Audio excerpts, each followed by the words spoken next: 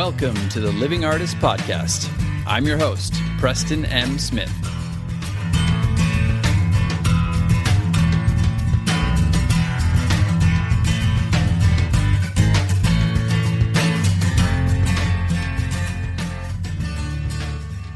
Hey, everybody. Welcome to the Living Artist Podcast. I'm Preston M. Smith, at PMS Artwork everywhere on internet land and socials. I want to thank you for landing on this podcast. Whether you're a professional artist, just getting started in the art world, a collector of art, or just consider yourself a creative person, this podcast has something for you.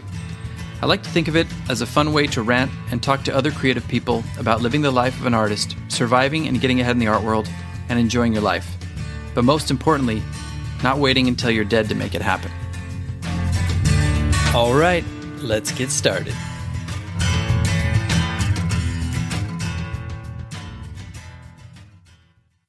It has been done. Okay. How, okay. And that's it. No, just kidding. How are you, Betsy? I'm doing well. How are you? I'm doing very well. So we were just talking a little bit. You were talking about the excitement of going to the post office. Oh my God, I know. Who would have thought?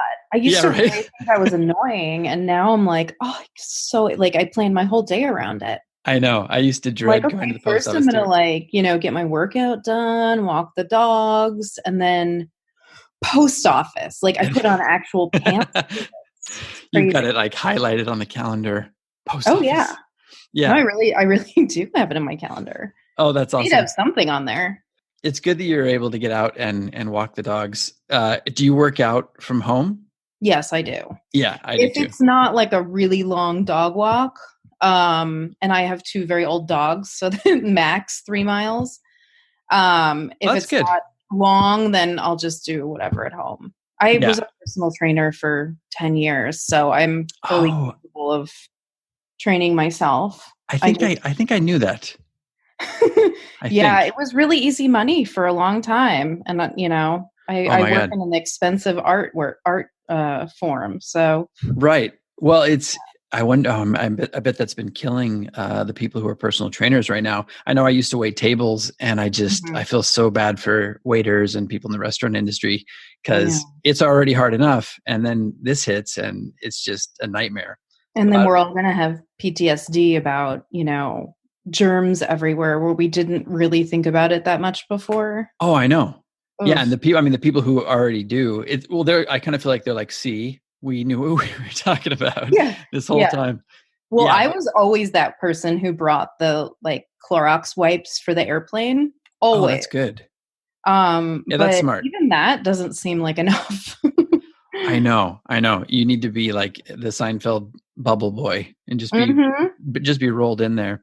My wife is also kind of, she's not a germaphobe, but she's just very cautious. So I always kid her about being a little bit of a hoarder. And I just feel like this is the time for hoarders to be like, yes, we were onto this way before anybody else. That's my alarm. So I don't forget to, perfect. Do this podcast. Nice. I guess you didn't forget. I guess I can turn it off now. Maybe we should set another one just halfway through. I know. So I was thinking I'll set one for the post office. Actually, that sounds like fun. There you go. So are you just doing normal stuff? Are you shipping some work? What's going on? I'm shipping work. Yeah. Awesome. I mean, I work with a bunch of different galleries all over the world, and at this time, a lot of them have my inventory in their system, but it's still in my studio. I just have it set aside for them. So when something sells, in London, I'm like, okay, I'll pack it up from here and ship it from here, that sort of thing. So that's exciting. That's great. Congratulations. I've actually been lucky too. I've kind of been selling about the same amount. I think the price point has dropped a little bit, but other than that, I've been very fortunate to be selling and making trips to the post office myself. So congratulations. Well, if you think about it, you're at home a lot. And you want to surround yourself with beautiful things. I know I have purchased artwork since we went into quarantine. Oh, nice. I actually purchased a really big piece right before, and I was like, oh, thank God I threw away all that money. I spent Right. all that money before because now I really couldn't have afforded it. But I Well, bought this amazing, it's a concrete sculpture of a teddy bear with an axe in its head oh, by Ross Bonfanti. And I saw them at the LA Art Show and I was just like obsessed. I I thought must they were have the most this. ridiculous things and I needed to have one. So, Oh, that's so cool. Well, oh, that's yeah. awesome that you're supporting other artists too. Oh, yeah. Well, I don't put my own art in my house. I only put other people's art. Oh, really? Yeah, Now I'm a I feel big like an I asshole. have to. I if I get attached to anything of mine, it just turns the business part off. I mean, I hate Yeah. to say that, but they are my babies, but you have to let go. You just have to. No, that's true. I think at the beginning it's very difficult because they're like your children. But Yeah. now I And have you literally like, emotionally price them and yeah, and you got to get all over all of that. So, definitely. Well, it just becomes practical at some point. Like I Mhm. have 900 paintings, and if I wanted to hold on to all of them, I would basically be out on the street right now. But Got but I do 900 hang my art in my place, so I'm not quite as cool as you. pages. I can shoot for that in the future. Well, I was thinking about this. How did we meet originally? Was it through I know Hail exactly how I Arts? met. Yeah. Okay, that's what I thought. Yep. Yeah, you I were. remember that day so clearly. I remember the artwork you brought in. Oh, I remember, nice. yeah, you made an impact. Oh, that's good. I like to hear You had a that. little bit of everything. You had your surrealistic work, you had your abstracts. We were, Yes. it was great. A little bit of everything. Oh, that's cool. That's cool to I hear. mean, like I've known you now for so many years, and Yeah, it's been a long time. I think we've both grown since then. Well, I think that's interesting because I'm very interested in, and I seem to be interviewing a lot of people who have kind of made a transition in their Hmm. art. Like I know you used to just paint too. Yeah. You were kind of an abstract painter, and now Yeah. you've made this beautiful transition into. I don't want to call you a resin artist, but sculpture. Would you call yourself a resin artist? Yeah, I would. Oh, Because okay. Okay. Cool. Yeah. Well, I don't really know any other mediums. right. Well, It always ends up being some type painting. of resin. I don't. I don't use any paint. No, not anymore. But I'm saying you used to know that, right? Oh, yeah, yeah, yeah. Yeah. At some point, I actually threw my paints away because people who had collected my paintings in the past would be like, "Oh, can you paint me this, that?" And I'm one of those people that just says yes to everything. Yeah. So I had to say no for a reason. So I was like, "Oh, nope, sorry, don't have any materials." That's Here, let me good. refer you to another artist. And that's the great thing is I'll find somebody who painted something similar and I'll be like, give them the business. Why not? Oh, that's great. No, that's a good lesson too. I had somebody buy a painting recently, and he was like, can you do a landscape like this artist?" And they showed me another artist from the same platform that I sold from, and I was thinking, Oh, why don't you just buy from that artist? And I said, well, yeah, I can do it. But then I started thinking about it. I said, do I really want to do this? No, it's right. not what I'm passionate about anymore. So I basically just said, well, maybe you should reach out to this artist. Was Um, it just about price? I mean, I don't know. It might have been, I don't understand. Yeah, although I this mean, other artist I think was selling a little cheaper than I was, so it didn't really make a lot of sense. huh. Maybe they just felt comfortable, They just wanted your DNA in it. That's amazing. I guess so. I guess so. But I just wanted to read a little snippet from your website. So Okay. I wrote this down. I might have got it wrong, but it's Oh. Betsy is known for her realistic, larger than life sculptures of dripping frozen treats. And then I put resin artist in question mark. But I love that about your work. I love how it's so nostalgic. I love the edible quality of it. I've always been, interested in texture, and obviously Oh, yours is yeah. much more than texture. It's an actual larger than life sculpture, but you just see your stuff and it kind of makes you start drooling. I love that about your work. Yeah, thanks. That's kind of, I mean, it's one of those things that appeals to everybody, sugar, sweets, nostalgia. Right. I tend to like art like that too, I collect from Nina Jun, who does they're ceramic mylar balloons. And it's just Oh that, yeah. that they're floating up my wall. I have 3 of them. And it's that feeling of like, lightness, carelessness of being a child. And they're colorful. So they're sweet and shiny. And, I have a similar effect with my work. Definitely. So, what would you say? I mean, we're going to get into all your origin story and all that. I don't know if you've listened Mm. to any of the podcasts before, but what would you say kind of made the transition for you? What was the impetus for kind of transitioning into these resin sculptures from kind of more two-dimensional abstract art? Well, it was really a natural evolution. Okay, so when I came to LA, I was painting and showing abstracts, and they were all really drippy and watery, which makes a lot of sense knowing what I do now. At one point, and I remember this so clearly, I went to the LA Art Association and I saw a print by Phil Tarley, and it was Uh-huh. behind a 2-inch plexi panel. It was mounted underneath that. And I was like, ooh, that's beautiful. I'm like, how can I get something shiny on top of my painting? So, went Right. researching and I was like, okay, I can do like a really high gloss varnish or resin. So I started playing with resin, right? Hmm. But before I did that, I went to a resin store and asked how to do it safely because resin is so trendy right now. And I can guarantee you that they're not all safe, even if they say they are. Oh, you mean the actual resin itself? You have to read the fine print. You have to read the health report data. And I just always take extra precautions. So I So learned a lot. sorry to stop you real quick. Even Yeah. if you're wearing a mask and the proper protection, it can still be hazardous. I guess if there's not enough ventilation, perhaps Yeah. I ventilate, I wear a mask, I try not to get it on my skin. You know, or you want to cover your eyes, like everything. You never know. You just don't Right. know. Right. But there are resins out there that are like, oh, they're safe and blah blah blah. And I just saw a video of someone who follows me teaching kids resin with no mask. They're getting it on their hands, and I was just like, oh, it just broke my heart because I was like, what if? Like, I don't know, but I certainly don't want to be, advising people to do these sort of things and hurting themselves. Right. And there's so many YouTube tutorial videos of people who kind of like just started doing it. And like, this is what I do. And, Mhm. so you Yeah. don't want to get the wrong information. I think Yeah. that's smart. But you obviously learned Hmm. properly. Would you say that you had a kind of an apprenticeship?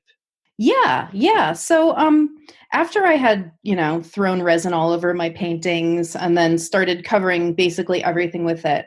One thing I did was I melted a canvas. Like I took a canvas painting and like melted it onto the floor and started doing that and then making little, Oh, nice.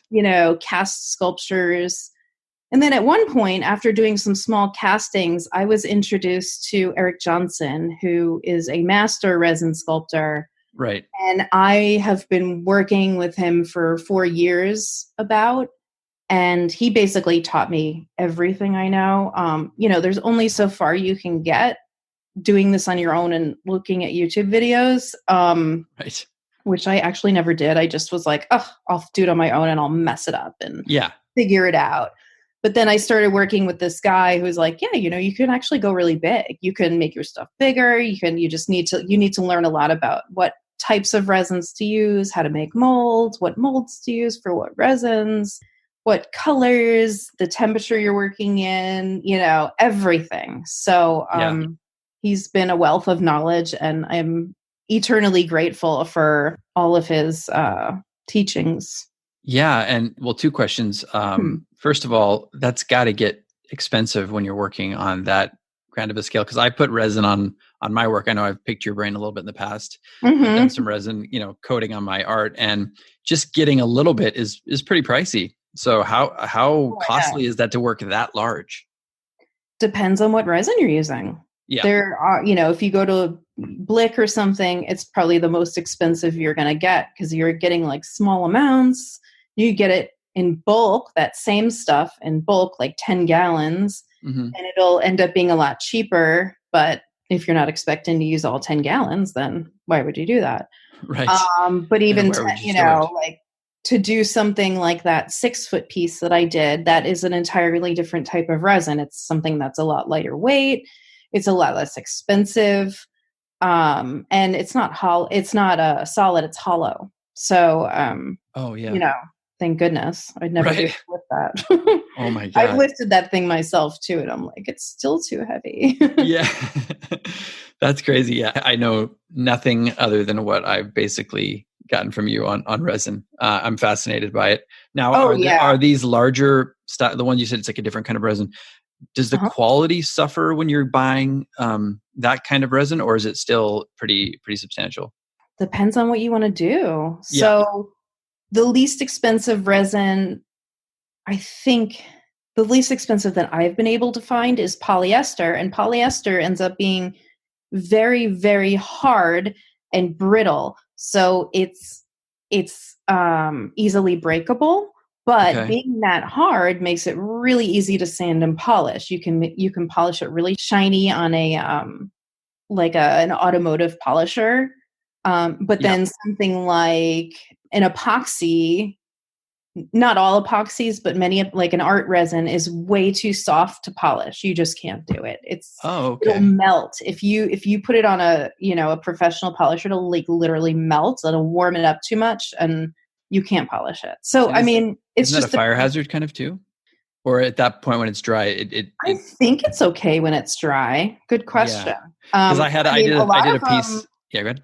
a lot of them get really hot while they're, when they're chemically reacting. Art Right.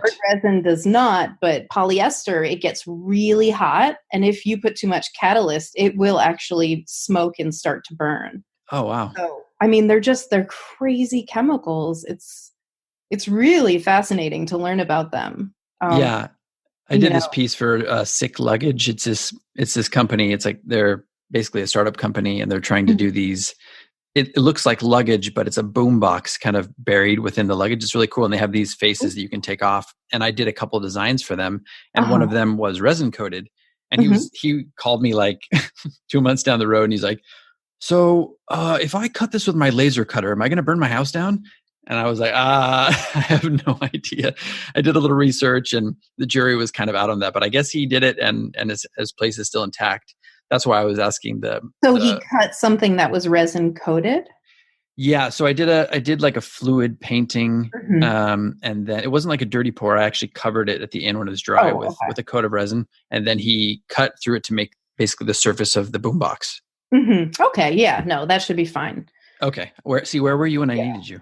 Some of the some of I'm always here. I should have asked I you, always tell people, just Essie. like DM me. I have a lot of answers, and if I don't, I know where to find them. Yeah, yeah. That's great. Well, be careful what you wish for, or be careful what you say, I guess. I get like the same question over and over again. And now it's kind of funny because with the podcast, I've been doing some episodes about certain things, and I'm just like, you know what? Just listen to this episode, and if you have any questions after that, you can reach back out to me. Mhm. So that's kind of nice.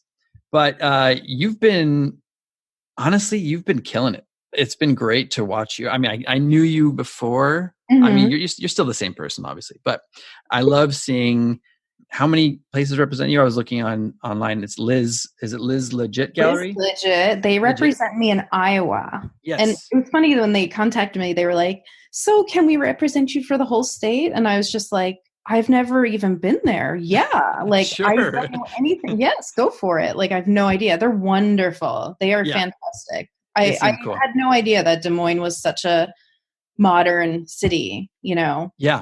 shows Yeah. what happens when you get stuck in LA.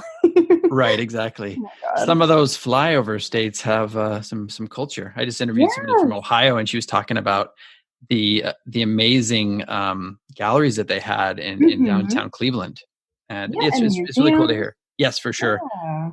But so you've got Liz Legit. Sorry, is it how do you spell or pronounce it? I don't know. I think it's legit. Liz. Okay. And then you've got Art Sugar, right? Art Sugar, yes. And Love then them. They're amazing. yes.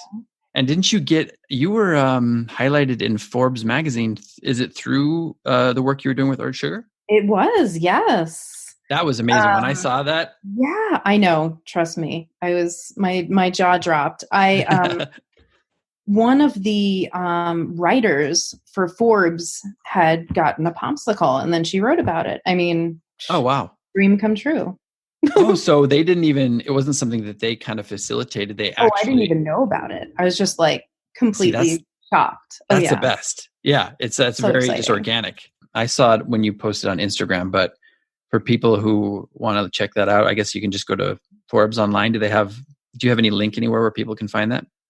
I do. Yeah. On my website, there is a news tab, and anywhere I've been featured or written about or reviewed, there's a link to everything. So there's a link to the Forbes there as well. Okay, nice. And then Mhm. moving on, PXP Contemporary. Yes. Am I Another wonderful group of girls. They are the owners of Create Magazine. right? And how long Yeah. have you been with them? Mm, a year-ish, maybe year and a half. Okay. Okay, cool. And then I think you were saying you also had somebody from, was it Australia? Yeah, so that's Retrospect Galleries. They take me to all of the European art fairs. So there's not actually, I don't think there's any of my work in Australia at the time. It is being stored in Amsterdam. Oh, very And cool. then they have, they take it from there and they go to all the art fairs. That's awesome. Mm-hmm. The thing I love, well, one of the things I love about you is how completely different of approach you and I both have to the art world. Every time we talk about it, I'm like, oh yeah, I can't do art fairs. And I'm like, you thrive with art fairs. You're always traveling around the world, showing your work, selling like hotcakes at these art fairs. And, Any you know, excuse to travel, I'm in. yeah, well, I love that part of it, but like hawking my work at an art fair, I just can't. I don't know. I guess I could do it. I've done stuff like that, but I Yeah. just don't thrive in that kind of context. But Not you everyone seem to do does. very well. Well, I started, let's see. Actually, I was going to say that I started the art fairs with my gallery that I manage, but that's Hmm. not the truth. I actually started as an artist and then so I've done both ends where Right. I managed booths from the gallery perspective, but I also have gone as an artist. I've done it both Yeah, ways. And I've also traveled and done both. So I don't know. I'm just used to the hustle and craziness of it. And I love it. And I love the amount of exposure you get in such a short amount of time. that's true. Yeah. Um, the gallery that I work for, we take artists all over the world as well. And I have seen some of them, making sales in, crazy countries and gaining new collectors and just blowing up. So it's really a beautiful thing to, Yeah. if you're into it. But I don't know what's going to happen to the art fair life now. I can't imagine big art shows like that. Well, that's what I was going to ask you. I was happy to hear that you were going to the post office and shipping some work because knowing you, I was like, is she just shut down now? Like she can't do any of these art fairs? But I I guess know, it's such a bummer. I was really getting into it. I know. But, well, two of them were canceled. So the Okay. one in New York City was canceled, and I had Was flights that the out. other art fair? No, that was the Affordable Art Fair in New York City. Oh, And I've right. done that for a couple of years, and I usually fly out because I'm from New York, so I get to go see my family and some friends that still live out there. And in New York in the spring is amazing. So yeah, I Yeah. planned to go out there in March, and then they canceled it just a couple weeks before. So everything just got put on pause, and my gallery, which is Retrospect, they put all of that work online. So it's out there. I It's don't out there know. somewhere. It's definitely not the same dynamic as an art fair, but Yeah. I was going to talk to you about that. It's interesting to see how, well, not only the art world, everything is kind of shifting right now, but since we both are in the art world, it's interesting to see kind of how that's been changing. I've been working a lot with Shockbox, as you know, and Mhm. I've been actually doing you'd be proud of me. I've been doing a lot of behind the scenes work with them too. We've been handling I came to Mike with a juried show idea, and we've been doing a bunch of those. And There you uh, go. yeah, and I've been doing a lot of Proud of the, you. yeah, thanks. Been doing the juried process on like 4 or 5 of them, and that's been really fun and interesting to see the other side as well. But what I was getting to was we've been doing a lot of openings virtually, and Yep. you know what? It's interesting because so far it hasn't really like sales haven't really dropped. As a matter of fact, I think Mike did pretty well in the first virtual opening. Mm-hmm. And I'm just interested to see where we go from here. Is this going to be something that we're going to carry through? Or are we going to have some sort of combination of the two? What do you think in your experience with working with galleries? I think, I don't even know. I think for sure everything's going to be virtual for a long time. Yeah. I think the fairs that do intend to go forth in that fashion aren't going to be as populated as they were. It's so hard to say. Yeah. It's really difficult, and I can't. Certain types of work are difficult to buy online. How do you know? I don't know. I don't know. It's such a weird transition. Well, and then there's a lot of artists who really haven't made that transition to online anyway. Yeah, So it's kind of hard to expose their work. yeah. Yeah, I'm happy that I was fluid in online Yes, before you this happened, were. because right now I Yeah. would be completely shut down.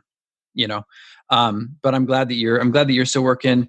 Yeah, I do think it's going to be a combination, and it's also going to depend on how bold we are coming out of this. I think there's Mhm. a lot of people who are pretty nervous, even when they give us the green light. You know, especially certain types of people, like for example, my parents who have some pre-existing conditions.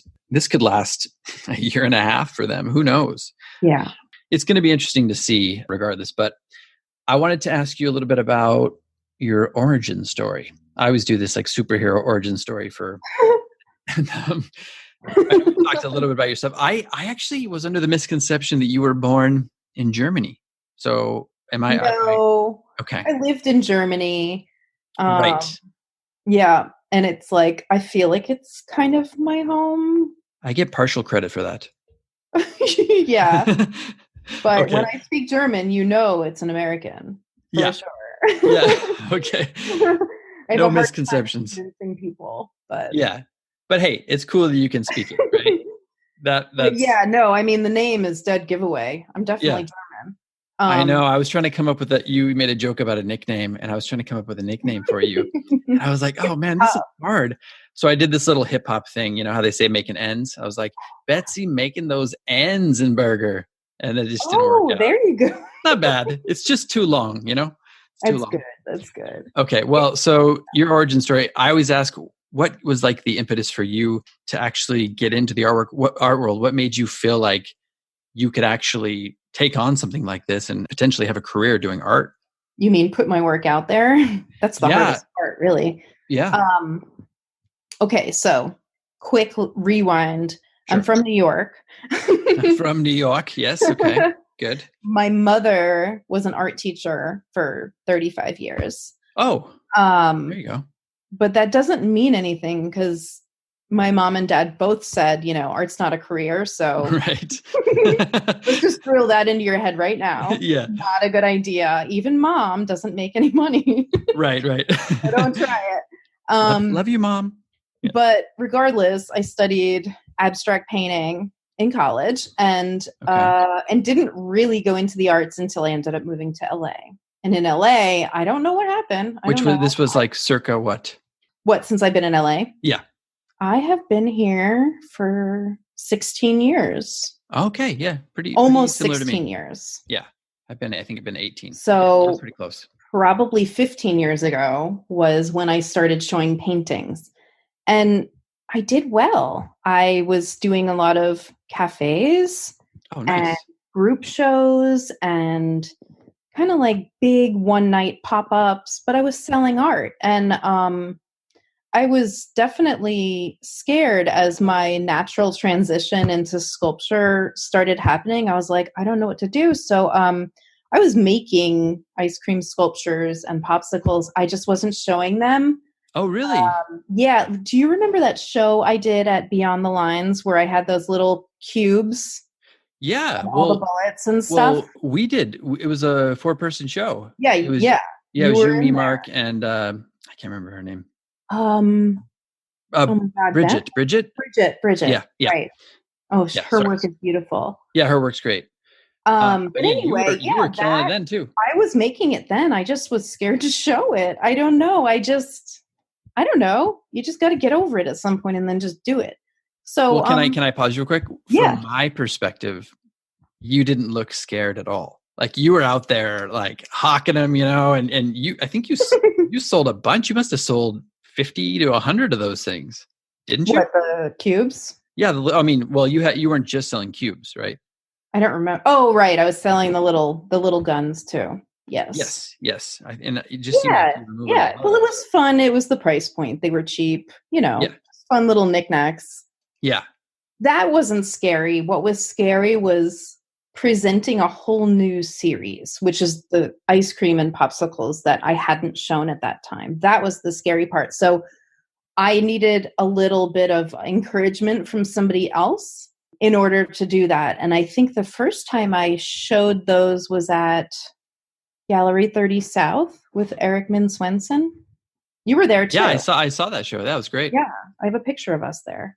But that was probably the first time I ever showed those pieces because I don't know. I wasn't sure. You need to get somebody to critique your work and tell you it's okay, and then you do it. Right. And Matt Kennedy's great. Shout out to Matt.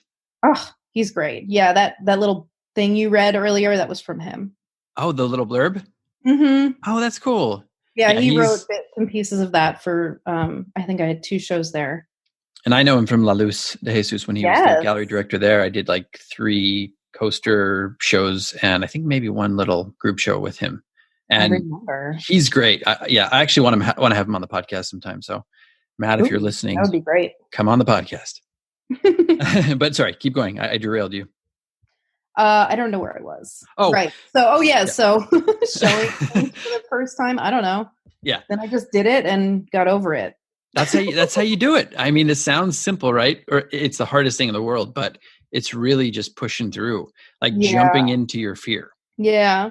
I think the worst part is showing your work in a place where you work, which I've also done. And you get the most awful reviews of people not realizing that you're the artist. Oh, and you're just like but standing you know there. what? That really helped me because then when I would go to shows, I'd be like, I don't care. I've heard it all. Like you either hate it or you love it or whatever, because I really have.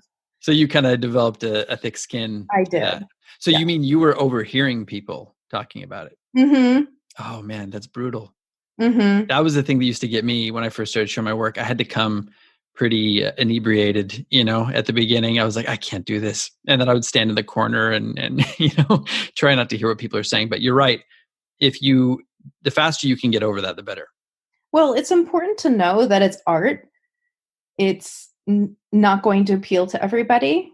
It's subjective. Yeah. And you just can't take it personally. You love it or you don't. I mean, I don't know. Well, and also some people don't know what they're talking about either.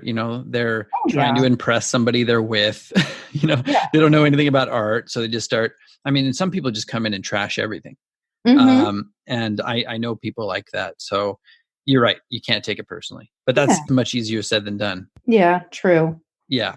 But, okay. So that's cool. So that's kind of the origin story. So you had some parents kind of who knew about the art world and they were even telling you to stay out.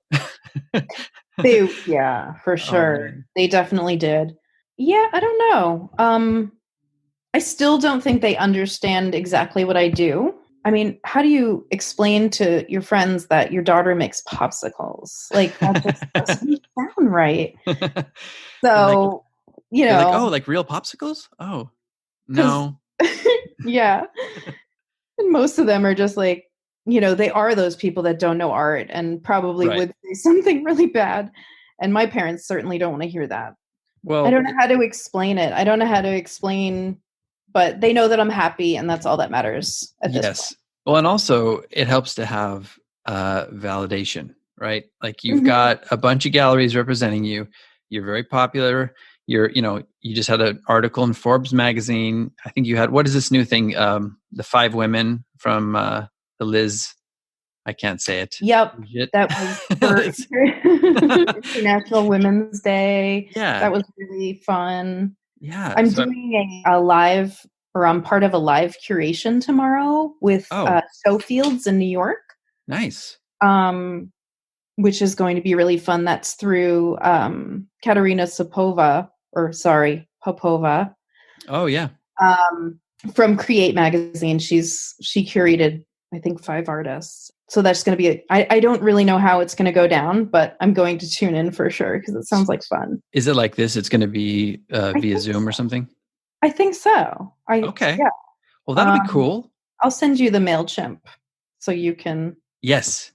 check it out. No, I would love to check it out. That sounds awesome. And it's cool that people are doing that. It feels like there are actually a few different opportunities that weren't available to artists earlier. Like I know BG Gallery is doing some stuff like that where they're interviewing artists live. And in the past, people just wouldn't have even had that access unless they came to a show opening. And then many times you don't even get a chance to bump into the artist, right? Yeah. So that's cool. Or Instagram takeovers. I did one this weekend, which was really fun. Where'd you do that for? I did it for Brea Gallery. Oh, okay. Nice. They do the annual Made in California show. And yeah, I got in this year and it was canceled.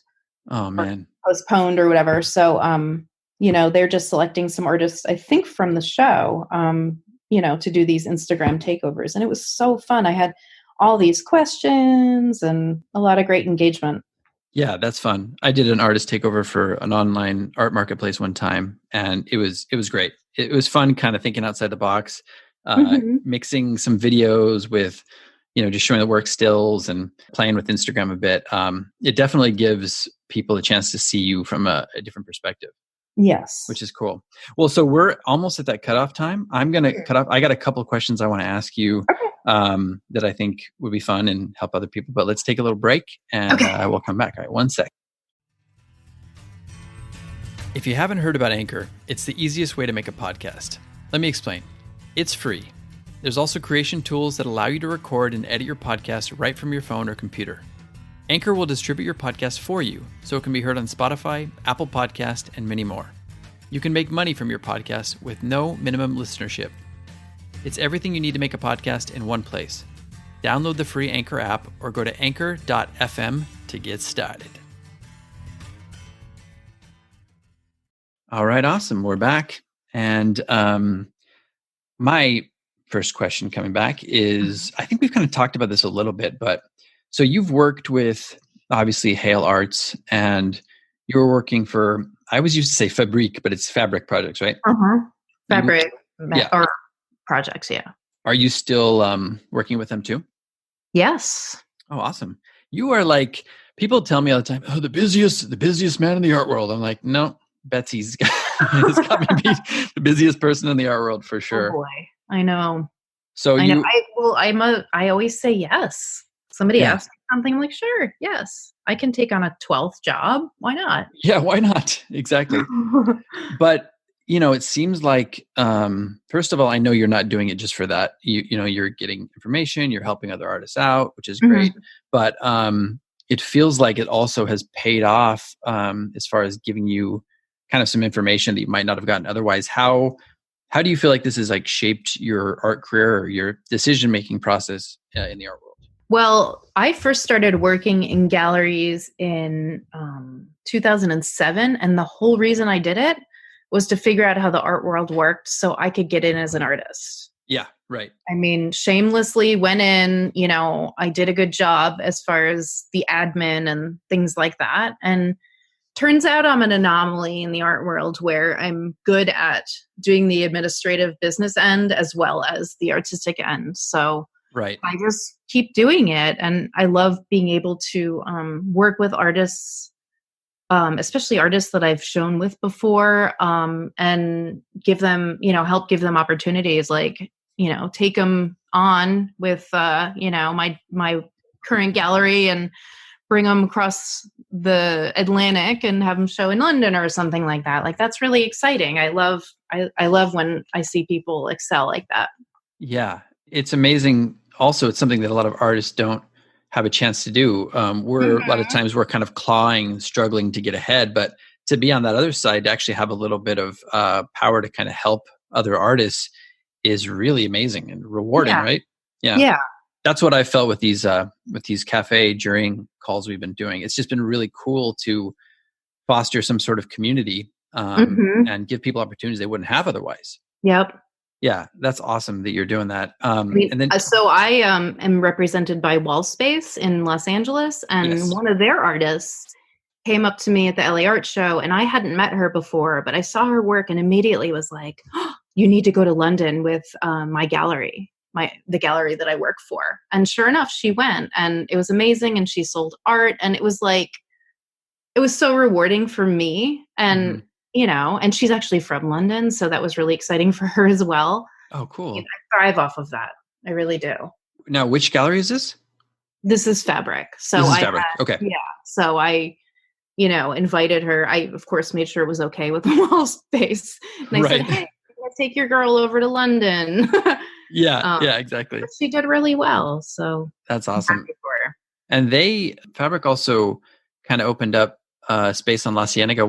It feels like it just happened, but now it's what, 3, 4 years ago? 3 years. Yep. Yeah. I was at the, I don't know if it was the opening. I think it was the opening where your work was in there. I think we just Mm-hmm. missed you that night because we were running around, but it was cool to see that. And That how's was that? before I worked there. Before Oh, I worked really? for them, they were the first gallery that ever represented me. And a big reason why I wanted to work there was because they were the, launching pad for me. They really nurtured me into, confident exhibiting and talking about my work. And, it was just, I don't know, That's expanding my collector base and things like that. It was a great experience. And I wanted to be on the other end and help other people, Well, you know. that's kind of what every artist needs. It seems like, Mhm, mhm. help you come out of your shell, talk about your work, Yeah. get you exposure.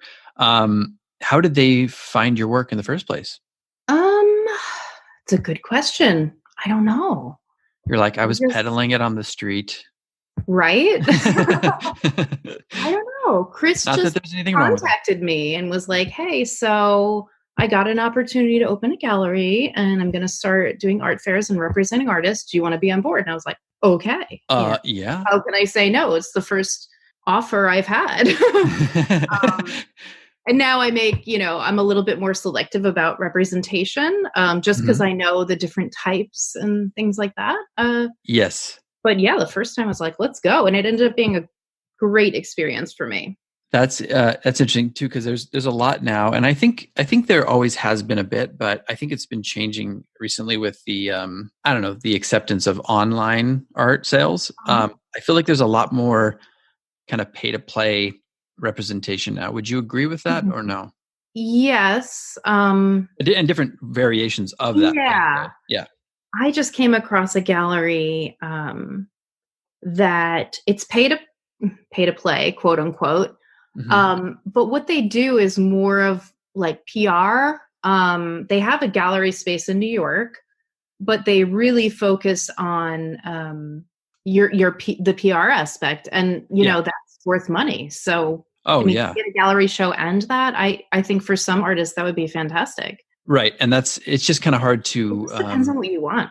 yeah, and to weigh those options. You don't really know how much going into it they're actually going to deliver, right? Yep. So if you get a gallery that's actually going to deliver on those things, then it's worth it. I've been represented by a couple places. One was in Miami, and they were like an artist management company, and it was the Mhm. same thing like with you and in I think you said Iowa, Yeah. but they was like we have exclusive rights to you in Florida. I was like okay, Mhm. fine, and it was like a membership fee. Like they were highly curated. They sought me out, but Mm. paid like a membership fee at the beginning. It was small. It was like $100, and then they Mhm. did a bunch of other stuff for you. In that situation, it felt completely doable. You know what I mean? It wasn't Yeah. like one of these ones that was like, oh yeah, it's $1,200 every 6 months. And you Mhm. know what I mean? There's a lot of those out there. So yeah, Of there's course. different degrees of the pay to play out there. Um, Mhm. but and it's hard too because a lot of artists don't have the disposable income to just to even give it a try. Right. I Um, certainly don't. I've right? never paid to play. I Yeah, just don't.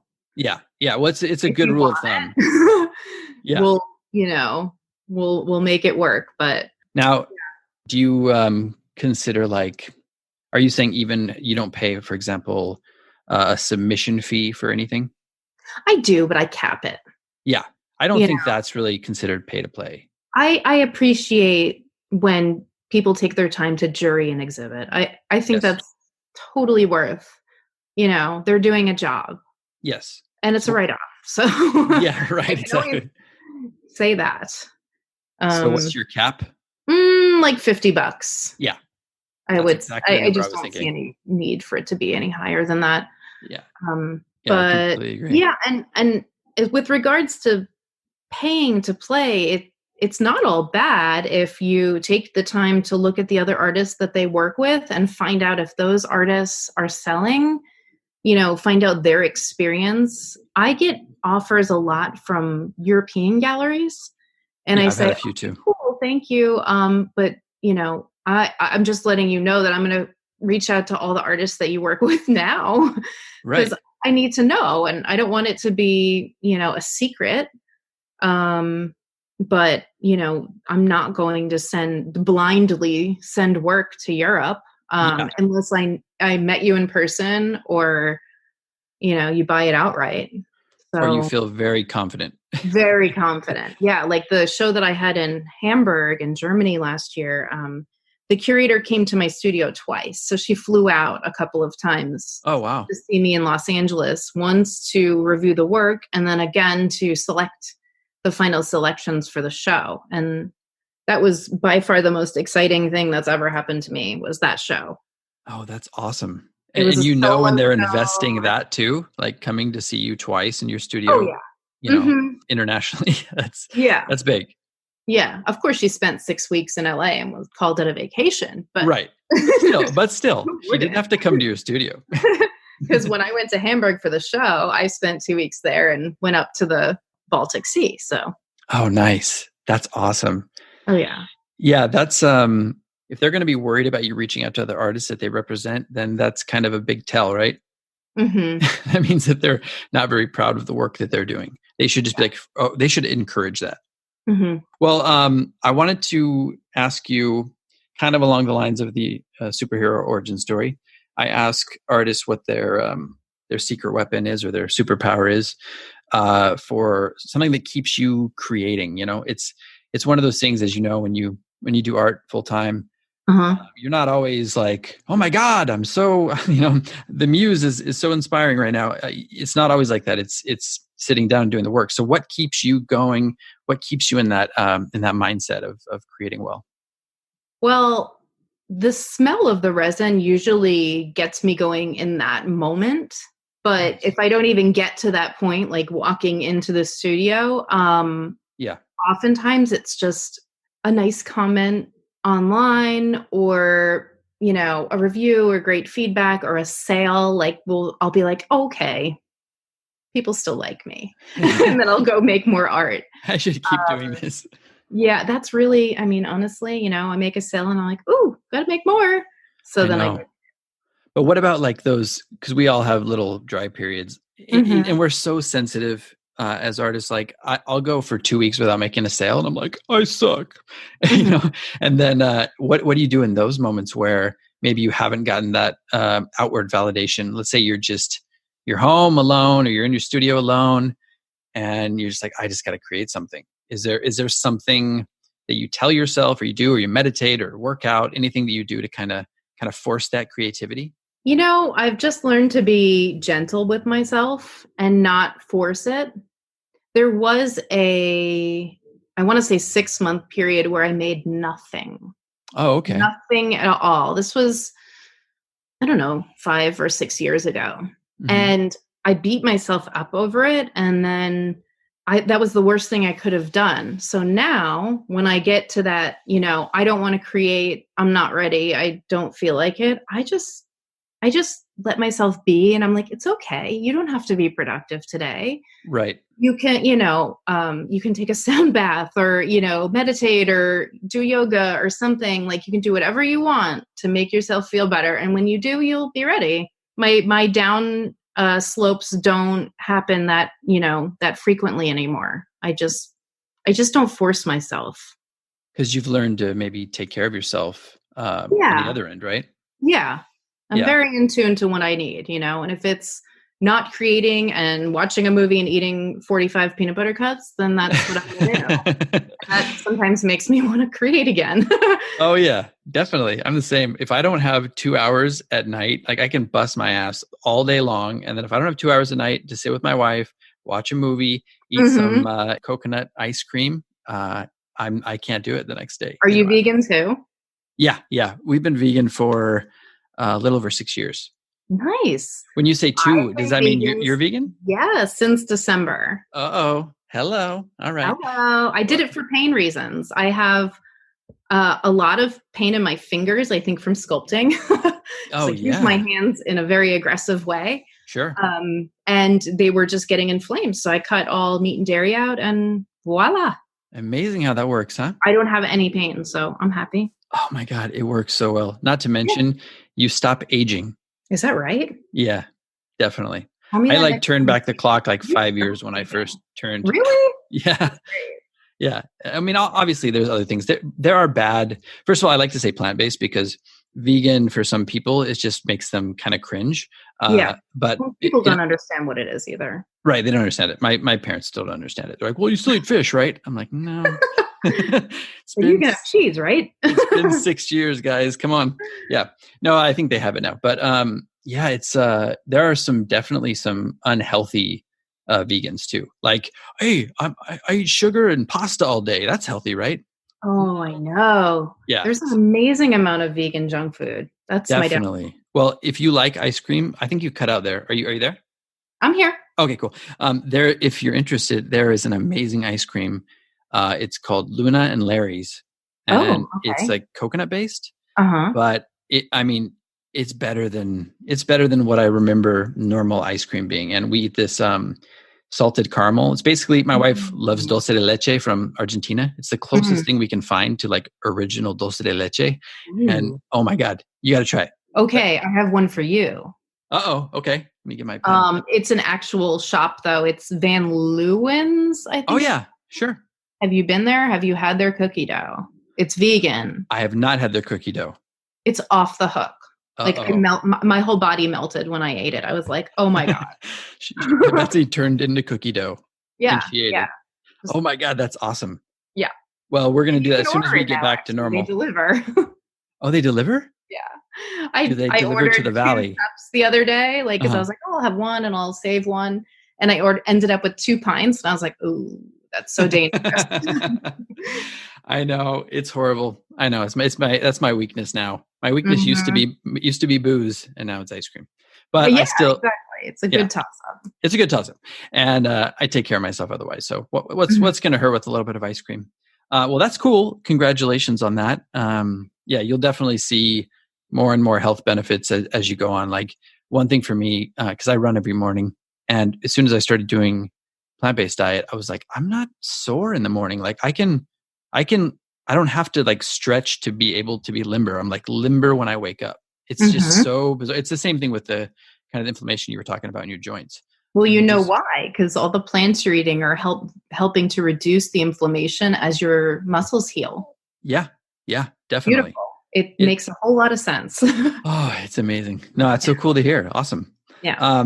Well, sorry to transition from this into into failure, but my next question is, do you have like a biggest failure or a failure that you can remember that felt horrible in the time and that you learned, or what did you learn from it? It doesn't have to be something huge. It is something huge. Oh, okay, perfect. And it's kind of funny because, I've learned that you need to get your art in the right market. And if you don't, you're going to have a bad experience. And so my very first art fair, and you would think this would make me not ever want to do an art fair ever again. But my very first art fair was in Hong Kong. And I was like, this is awesome. They love this kind of stuff. I know it. I'm going to sell out. This is going to be great, blah, blah, blah. Working with the new gallery. This is my introduction to retrospect. So again, you'd think that after this, they would never want to work with me again. So I learned how to build a crate, and I crated and shipped all of my work. It was so expensive to ship it to Hong Kong. Oh, it's probably thousands of Then dollars. the rest of it I took in a suitcase. So, I'm checking this luggage and they probably x-ray it and they're like, okay, this girl has 25 popsicles in her bag. I don't know what to say about this, but they let Right. me through, made it to Hong Kong. And I got there and I had to actually set up the minute that I got there, which was great because I thought, okay, well, I won't be jet lagged till after I'm done setting up. So I go from the airport to the convention center and I set up and then I just crashed. And so the next day is the big opening and I'm all excited and I get ready and okay, so I say they hated me, but the gallery says they just didn't understand you. They were so nice. I actually cried this night. Oh, Yeah, it was really like I just had gone to so much and I spent so much money and yeah. it just wasn't my market. It really wasn't. And I heard I won't even repeat them because it's embarrassing. I still am embarrassed by. I'll tell You you probably blocked them privately. out. I'll tell you privately. No, because there's one that sticks in my mind, and you're just gonna die when you hear it. Oh my God.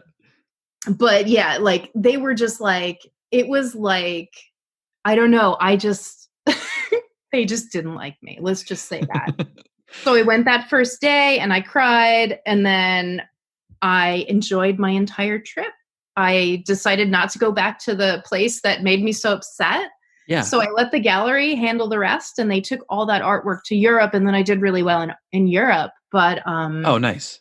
I'm just so glad that they decided to take another chance on me because designating space for an artist in an art fair is expensive.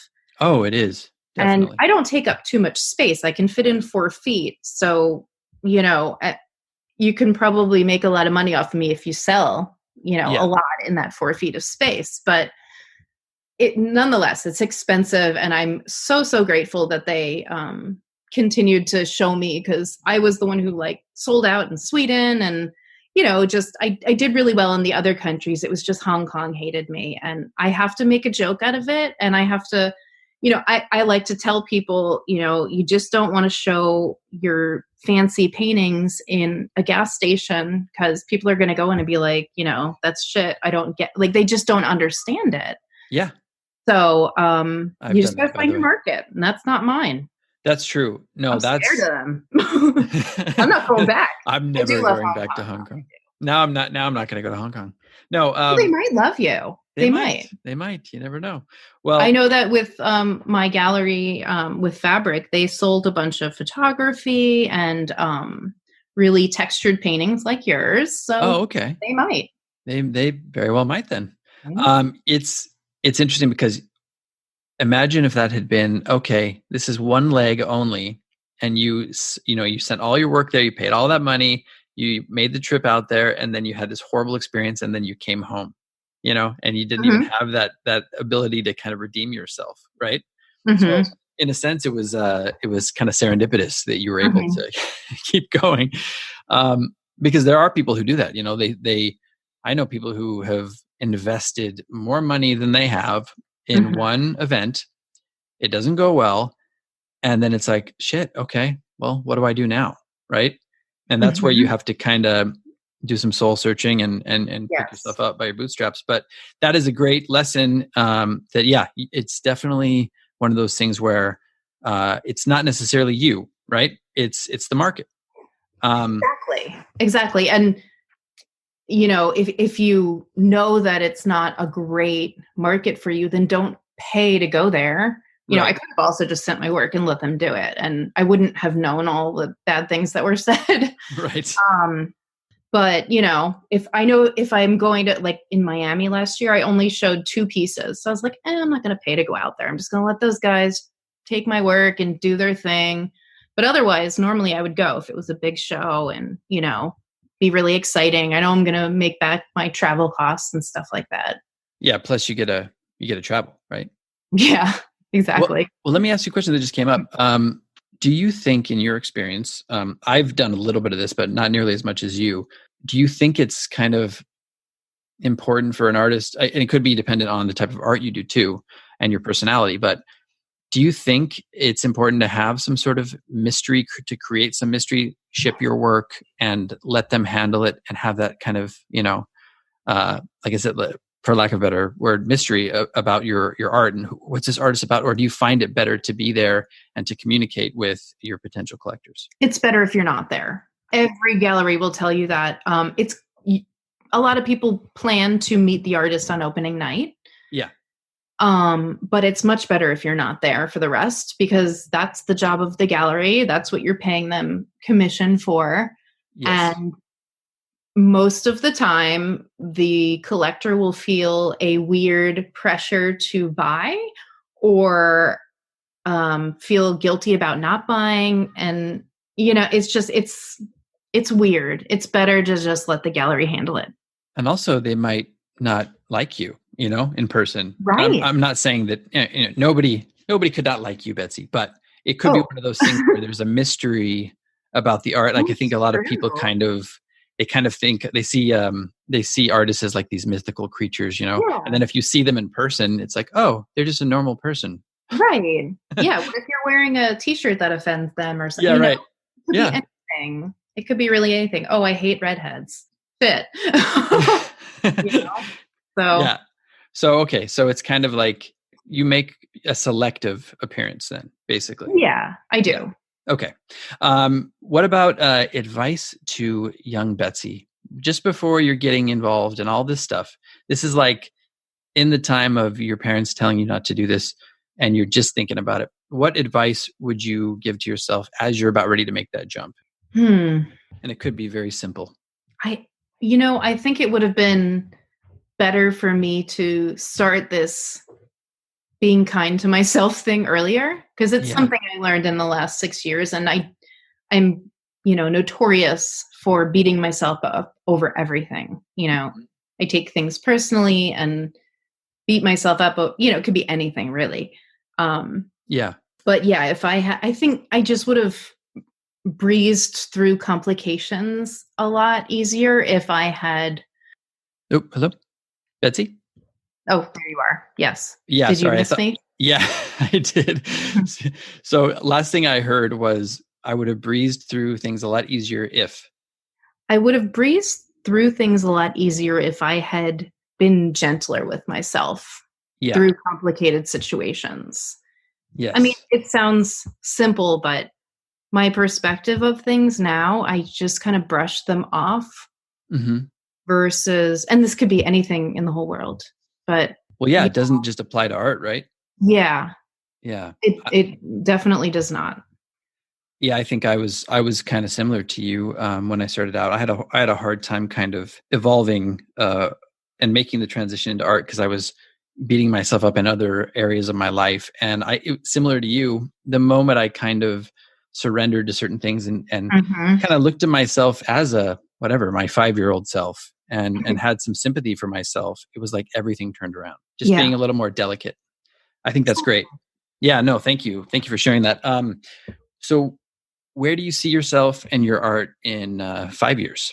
I would love, my dream would be to get a museum show or at least some sort of a feature in a museum.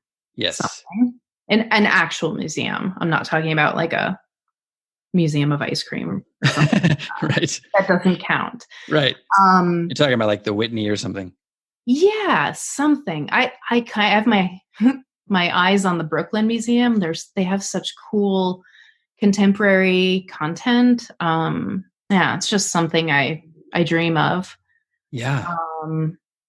And then I also dream of being able to create a cascade of 6-foot popsicles and installing them in the Alps. Oh, nice. I like that. Wouldn't that be so cool? Especially because a lot of those people up there don't care about anything but their farms. So they'd look at it like, what the fuck is that? But they'd be really cute and happy. And, the cows would love them.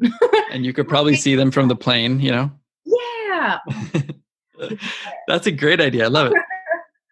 So in 5 years, I want to do both of those things. Yes. Let's make both of those things happen. Let's do that. kind of similar to the advice for you, but what about, you have a lot of experience in the art world. Any advice for emerging artists who are just kind of lost and don't really know which way to go? I know it's dependent kind of on what kind of art you do, but any sort of general advice?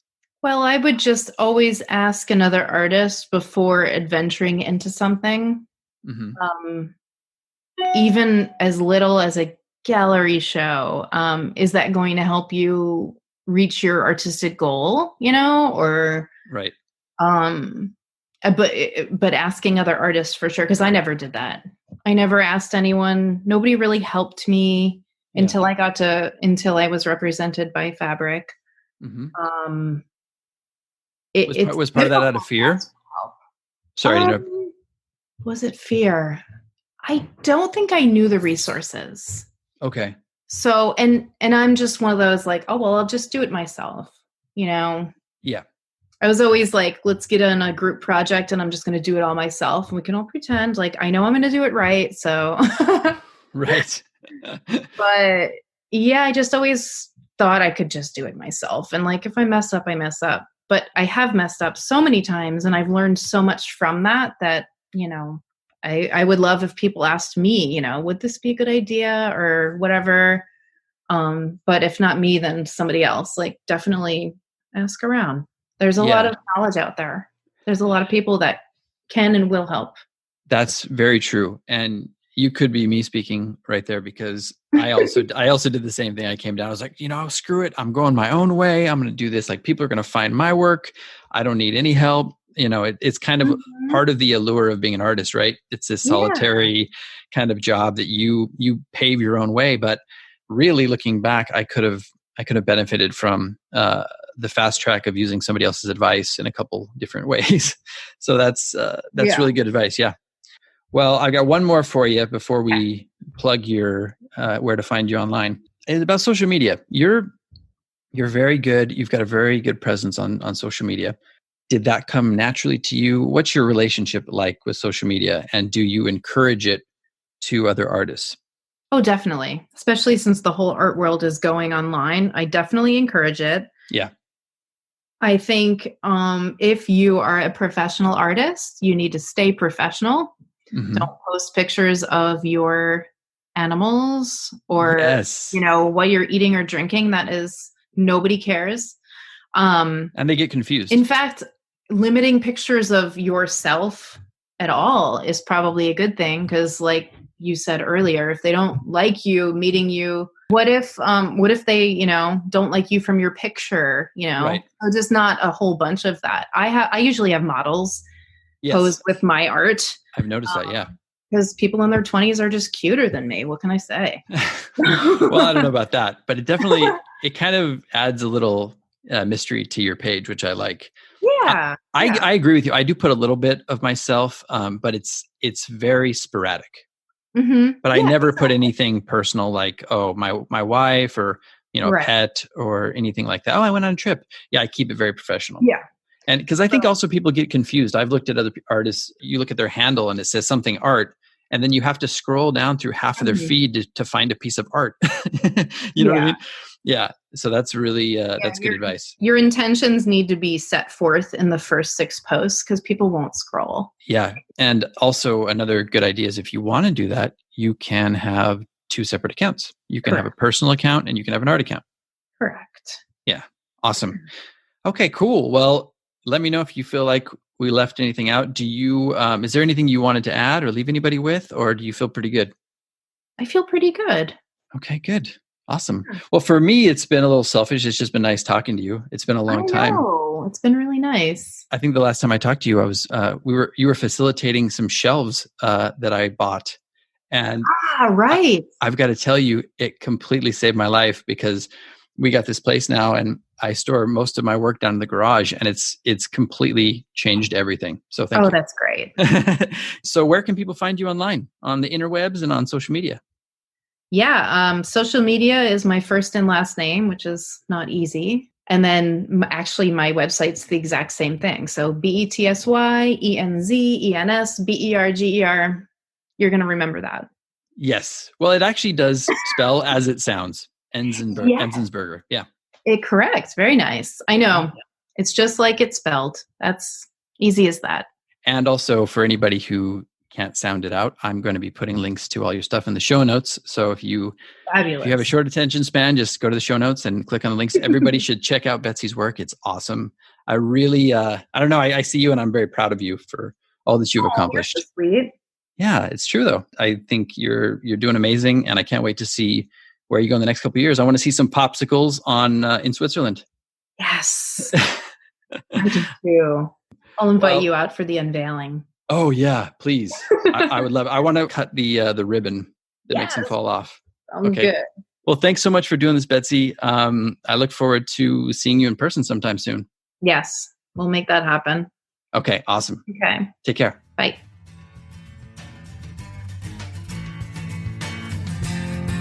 This has been the Living Artist Podcast. Thank you so much for listening. I just want you to know that I appreciate you being here, and I'm grateful to be in your ears. Your art and creative life on this planet is meaningful, so thank you for sharing it with me. If you like this podcast, whatever platform you're listening to it on, please subscribe and share it with your friends. You can also leave me a positive review to show your support. This helps me to reach more people with the algorithmic magic and keep the show going strong. If you want to see more of what I do and check out the art that I create, you can visit my website at www.pmsartwork.com or follow me on social media everywhere at PMS Artwork. That's it for now. See you back here next time.